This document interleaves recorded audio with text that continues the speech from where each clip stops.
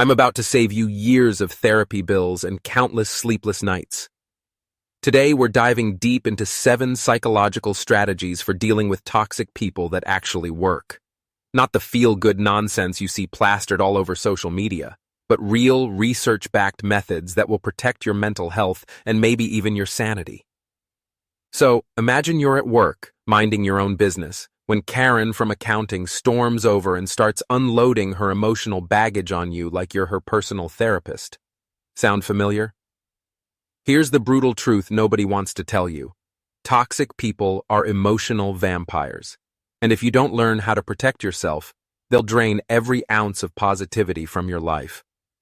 The first strategy is called psychological detachment, and it's basically emotional armor for your brain. Research from the University of Rochester shows that people who practice psychological detachment experience 40% less stress when dealing with difficult individuals. What does this actually mean? It means you stop taking their behavior personally. When someone's being toxic, they're revealing everything about their internal chaos and absolutely nothing about your worth as a person. Think of it like watching a toddler have a meltdown in the grocery store. You don't get personally offended by the screaming 3-year-old, right? You recognize they're having an emotional regulation problem. Same principle applies to toxic adults. They're just bigger toddlers with better vocabulary and worse coping skills. Strategy number 2 is setting bulletproof boundaries, and this is where most people completely fail. They think being nice means being a doormat. Wrong. Boundaries aren't walls. They're property lines for your mental real estate. Dr. Brené Brown's research on vulnerability and shame shows that people with strong boundaries actually have better relationships because they're not resentful all the time. Here's how you do it. When someone crosses your boundary, you address it immediately. Not tomorrow, not next week, immediately.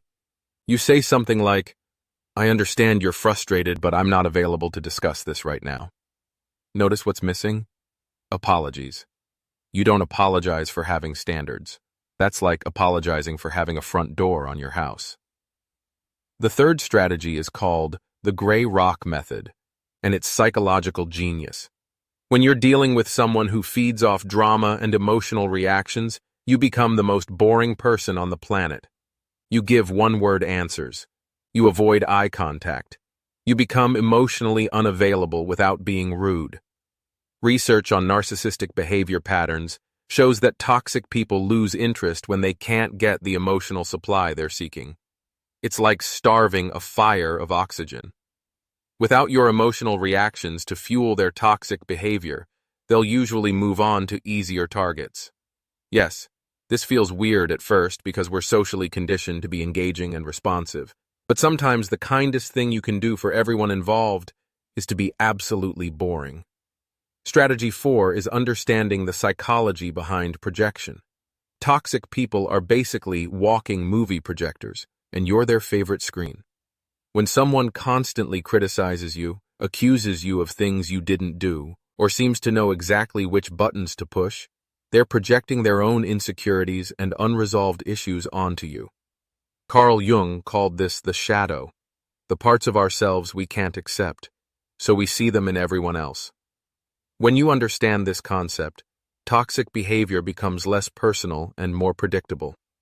That person who always calls you selfish, they're probably struggling with their own selfish tendencies. The one who questions your motives, they're usually the ones with hidden agendas.